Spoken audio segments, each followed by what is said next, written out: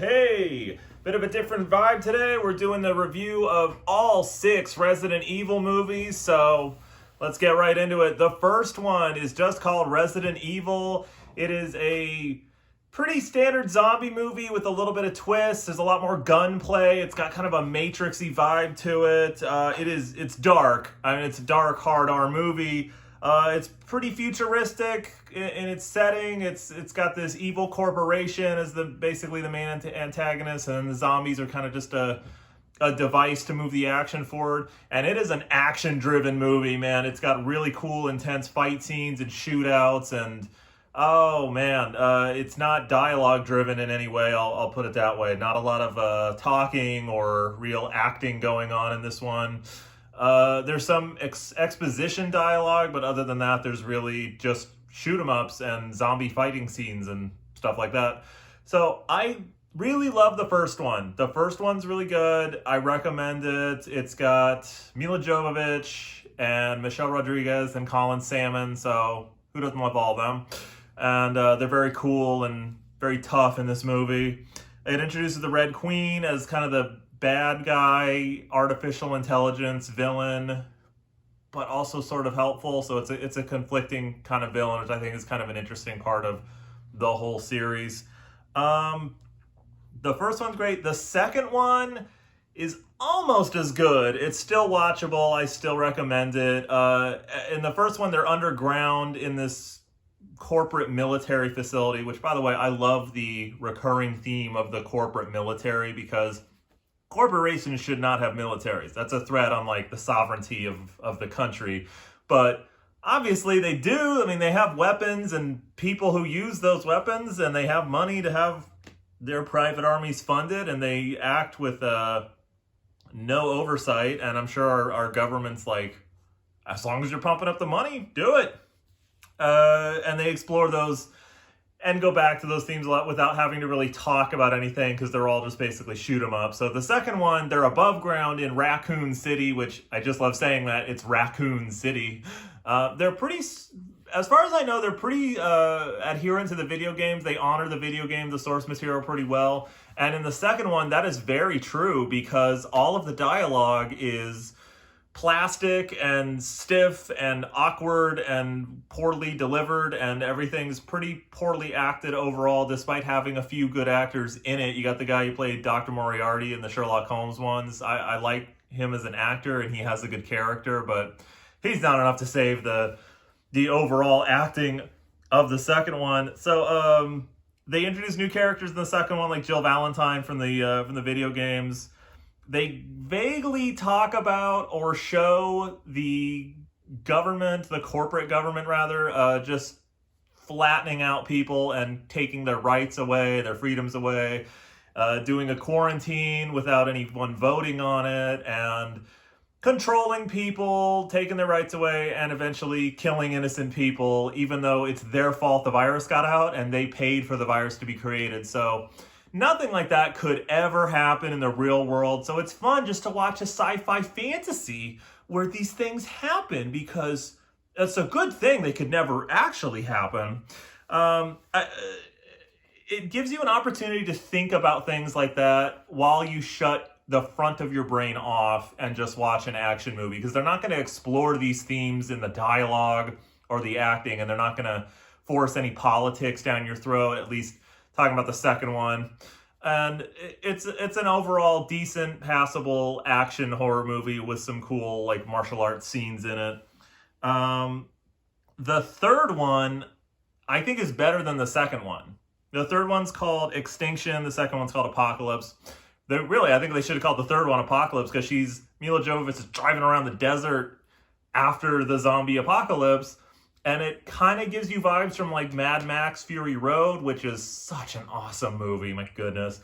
But it's also, after we get through the second one, it turns into a lot more Walking Dead sort of vibe, because you have these bands of survivors trying to work together, and they have their own interpersonal drama and stuff.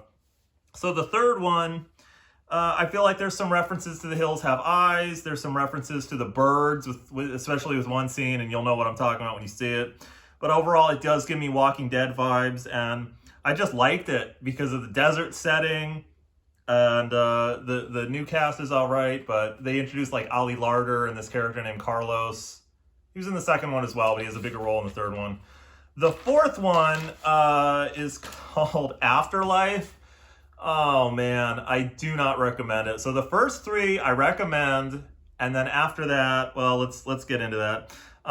Afterlife, the fourth one, has like a music video style, but from the 2000s, so that's very dated and stuck in its own little generation there. It is a Matrix ripoff. Like the first three, especially the first two, have the aesthetic vibe of the Matrix, and they kind of borrow that in their costumes and the tone and just the futuristic, dark, cold world that they live in.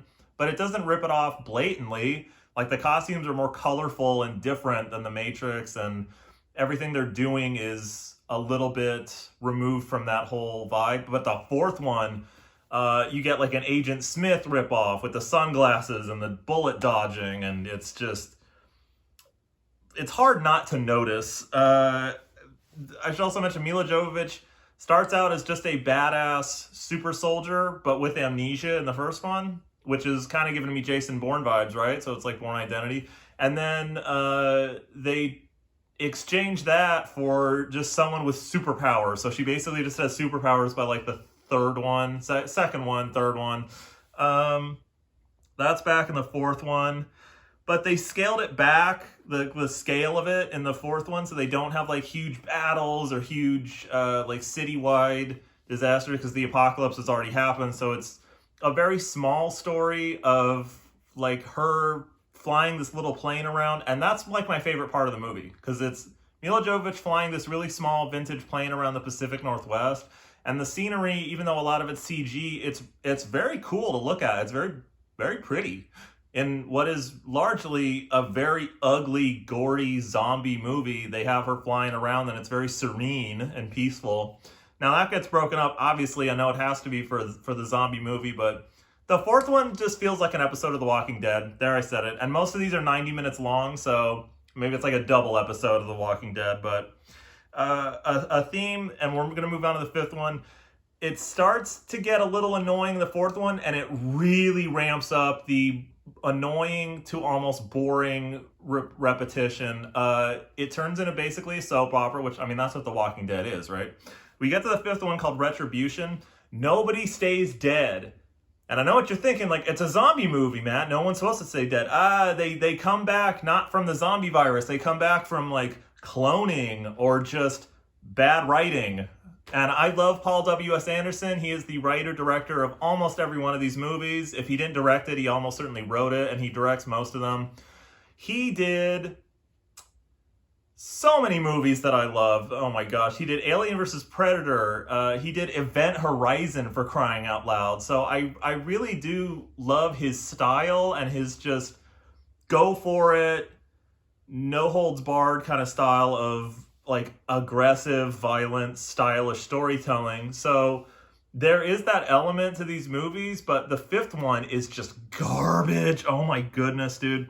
For a minute, they kind of talk about corporations in the future taking over and basically having wars among themselves for research and development of like bioweapons and using us as the guinea pigs, and that part's cool, but that's like literally one scene of like a 90-minute soap opera, boring, repetitive movie. But that's not the most annoying part of the fifth one. The fifth one takes place not in like the desert or the Pacific Northwest or even like Raccoon City above ground fighting zombies in like burnt up buildings and stuff and trying to rebuild society. It takes place underground like the first one, which I guess I'm okay with, except it's a bunch of simulations, like the Rick and Morty episode. So after the first simulation, which tries to kill the main characters, you're like, okay, is it real? Is it not real? Like, what are the stakes of this? And should I be worried about the characters? Or are they just, they're just going to survive relatively easily? So I don't really feel like they're in danger in an R-rated, super violent, shoot-'em-up zombie movie.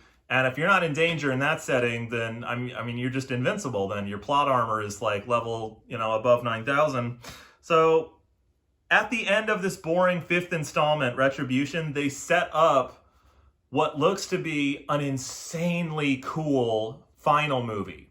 Because they pretty much tell you in the fifth one that we're building up to this neo-futuristic Game of Thrones, but with machine guns, zombie apocalypse, last stand of humanity versus the monsters, and like the enemies will become allies, and everyone's gonna have to team up for this one, and it's gonna be like all out incredible. And you get to the sixth one, which is called The Final Chapter, and thank God it's the final chapter. Now, I know they've made other Resident Evil projects since then.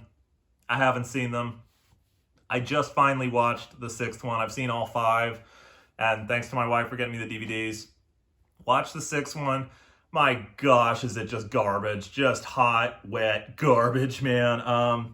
They don't deliver on their promise of the fifth one to give you this cool battle royale, and it's not a satisfying conclusion to this a double trilogy, a septology.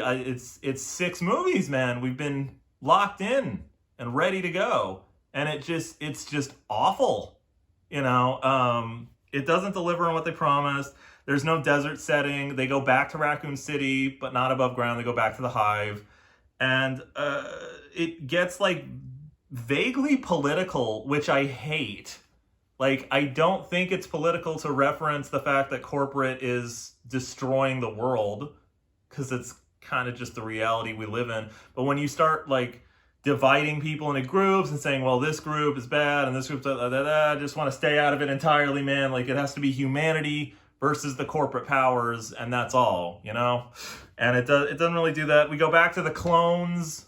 Attack of the Clones, this baloney where no one's really dead and there's thousands of clones of everybody, which begs the question, in a zombie apocalypse where there's like very few people left, like it says there's only a few thousand people left, where are you generating the power to like keep thousands of people in cryo storage, or to keep your weird private army machines running and any of this stuff? And they're just pumping out clones like a factory, and I'm like, where are you literally getting the energy for this? Because there's not enough people to run the power plants and whatever. Even with my basic understanding of that, if I have to say something good about the sixth one, it reminds me of Cube, which is a better sci-fi horror, and there's a gasoline fire waterfall, which I've never seen in any other movie, so props to them for doing a gasoline fire waterfall. I thought that was gorgeous and exceptionally badass. But yeah, overall, it's not a satisfying conclusion.